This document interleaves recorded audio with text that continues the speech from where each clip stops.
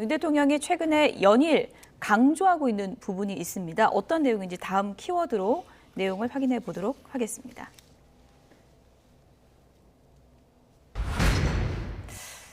네, 우리 축구대표팀 선수들에게 하는 얘기입니다. 고생은 우리 선수들이 다 했는데 근데 돈은 왜 축구협회가 더 가져가냐? 선수들이 더 많이 받아야 되는 거 아니냐 이런 얘기죠. 네, 일각에서 이번 월드컵이 끝나고 난 다음 축구협회에 관련된 문제점에 대한 제기들이 상당했습니다.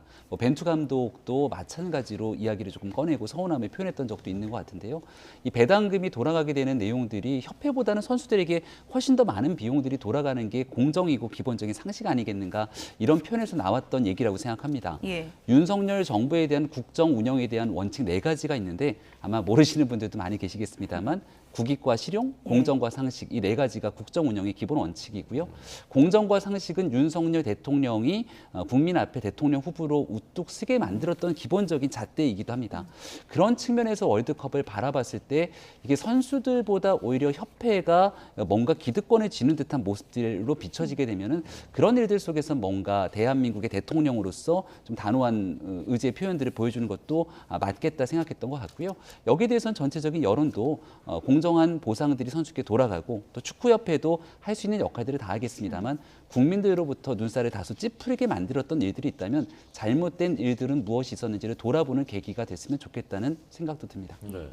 지금 저 헤드 테이블에 이제 벤투 감독하고 손흥민 주장 뭐 이제 당연히 이제 예. 그런데 경기에 이제 나서지 못했던 선수도 거기 있었고 그다음에 이제 예비 명단에 있었던 선수도 있었고 그래서 이례적이다라고 했었는데 이제 지나고 나니까 그런 것들이 또는 이제 축구협회에 대한 좀 부정적인 인식 그런 것들이 이제 깔려 있었나 보다라는 이제 해석도 나오고 있는데 축구협회장은 초청을 아예 못 받았었다고. 네, 그렇죠. 어떻게 보셨습니까? 그러니까 지금 말씀하신 그 말씀을 연관해서 생각해 보면 두 개가 연계되어 있는 것처럼 보여져요. 그러니까 축구협회장을 부르지 않은 이유가 결국 이제 대통령이 갖고 있는 이런 생각들이 어느 정도 반영된 게 아닌가.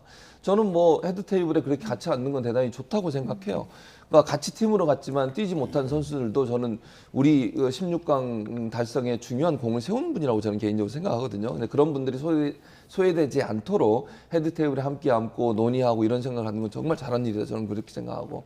다만 협회 문제는 이게 이제 협회가 받는 돈이 있거든요. 월드컵에 16강까지 진출했을 때 협회가 받는 돈을 보니까 우리 돈 한 170억 정도 받아요. 근데 지금 선수들이 받는 건 뭐 다 해야 2억 정도 되나요? 개인적으로 아마 그 정도 받는 것 같아요. 그러다 보니까 이제 논란이 되는 것 같은데 이 문제는 체육계에서 한번 논의할 필요는 있다는 생각이 듭니다. 뭐 이유가 있겠죠. 저는 잘 모르겠어요. 제가 전문가가 아니기 때문에 협회 측에서도 입장을 낼 필요가 있다는 생각이 들고요. 또 협회가 운영되는 과정에 있어서 선수들의 복지라든지 아니면 뭐 기술위원회 운영이라든지 아니면 감독에 대한 뭐 보상이라든지 뭐 여러 가지가 있겠죠. 뭐 제가 잘 모르겠습니다만 그런 문제에 대한 전반적인 어떤 국민적 동의를 이끌어내는 기회가 됐으면 좋겠다는 생각이 듭니다. 그러니까 대통령이 말씀하신 것처럼 그냥 단적으로 보면 정말 아까 말씀드린 축구협회는 170억 가져갔는데 왜 선수들은 조금밖에 안 가져가느냐라고 이제 단순히 얘기할 수 있는 부분은 뭐 문제를 제기할 수 있다고 봐요. 다만 이 문제가 축구협회가 왜 그러면 그 돈을 어디에 어떻게 사용하는지 하는 부분에 대한 구체적인 설명도 함께 이루어지는 게 필요하다고 생각합니다. 어쨌든 뭐 밤새워서 응원한 모든 국민이 우리 태극전사들에게 정당한 보상이 가기를 바라는 마음은 다 똑같으니까요. 대통령실 1층에 축구 대표팀 그 기념품이 전시가 됐다 그러는데 그건 어떤 의미인가요? 그러니까 손흥민 선수의 완장을 비롯해서 그날 이제 모였던 만찬 과정에서 있었던 중요한 기념품들이 전시가 됐다고 합니다. 윤석열 대통령이 축구의 진심이구나 이런 생각은 지난날 저도 우루과이전 끝나고 나서 만찬에 만났을 때 정말 진심 어린 축구 얘기를 너무 많이 꺼내갖고 거기에 대해서 한 번쯤 더 돌아보게 됐는데 본인에 대한 개인 관심사를 떠나서 국민들께서 이번 16강에 코로나 이후로 어려웠던 한국 상황에 모처럼 좀 기쁨을 느꼈고 조금만 더 하면 더 좋은 성과를 낼 수 있었을 텐데 하는 아쉬움 속에서 전폭적인 지원을 대한민국 정부가 나서서 하겠다는 의지의 표현인 것 같기도 합니다.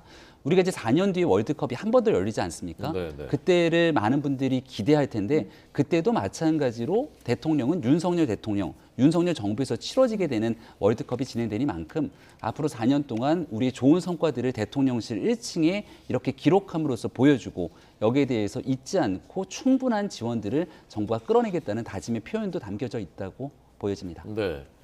물론 이제 축구협회도 입장이 있을 겁니다. 네. 축구 발전을 위해서 쓰겠다는 계획이 있을 수도 있는 것이고 이제 문제 제기가 된 것이니까 이렇게 투명하게 토론되고 더 좋은 그 방향으로 결론이 내려졌으면 좋겠습니다. 이 대통령이 사부 요인하고 예. 관저에서 식사를 했다고 하고 그러다 보니까 김진표 의장은 야당 출신으로서 처음 이제 관저를 갔다고 하고 어떻게 보셨습니까? 그러니까 저는 이제 사부요인하고 뭐 식사하는 거 나쁘지 않다고 생각해요. 다만 이제 아쉬운 부분은 이런 거예요. 그날 만나가지고 지금 그렇지 않은 예산안 때문에 전국이 꽉 막혀 있잖아요. 국회의장한테 예산안 처리를 좀 잘해달라고 부탁했다는데 사실은 예산안 처리 잘해달라고 부탁한 사람은 야당 대표예요. 원내대표하고. 그래서 뭐 모르겠습니다. 윤석열 대통령이 이재명 대표를 싫어하는 건 잘 모르겠는데 좀 불러서 식사도 하고 좀 부탁도 하고 이랬으면 좋겠어요. 어쨌든 예산 정국에서는 야당의 협조가 반드시 필요하고 지금처럼 예. 이렇게 여소야대잖아요. 이런 상황이라고 하면 뭐 인간적인 관계를 다 떠나서 야당 대표, 원내대표 또는 원내대표단 불러서 식사하면서 만찬 지금 계속 하고 계시잖아요. 예. 먼저 불러서 얘기도 하고 예산도 좀 도와달라고 요청하고 이러는 게 국민들 보기에도 저는 좋다고 생각해요. 예. 그래서 너무 이렇게 야당 대표에 대해서 이게 만나는 것에 대해서 너무 이렇게 경계하지 마시고 제 생각은 좀 적극적으로 불러가지고 먼저 손 내밀고 예. 대통령이 먼저 내밀어야지 그 야당 대표를 만나자고도 했잖아요. 그러니까 저는 그게 좀 아쉬워요. 어쨌든 예산 전국에서 부탁해야 할 대상은 국회의장이 아니고 예. 야당 원내대표와 대표다 하는 부분들을 꼭 상기시켜 드리고 빠른 시간 안에 야당 대표와 손잡고 만나는 모습 보였으면 좋겠습니다. 예. 관저 다녀오신 김병민 의원님. 그 관저에 야당 지도부 초대할 확률이 있을까요? 연말이나 연초에? 야당에 책임 있는 정치인들도 얼마든지 같이 함께 마주치고 또 여기에 대한 대화를 나누고 싶은 대통령의 의지가 있다 저는 이렇게 확신을 합니다. 예. 근데 이제 손뼉도 마주쳐야 소리가 좀 나는 거지 않습니까? 민주당의 이재명 대표의 사법 리스크가 지금 하나가 남아 있는 상태이고요. 민주당의 입이라고 할 수 있는 김의겸 대변인이 청담동 술자리 의혹들을 꺼내면서 대통령에 대한 허위사실 가짜뉴스를 유포하고 전혀 뒤로 물러서지 않고 있습니다. 예. 민주당 지도부 최고위원인 장경태 최고위원도 마찬가지로 김건희 여사에 대한 가짜뉴스를 유포하고 여기에 대해서 물러나지 않고 있죠.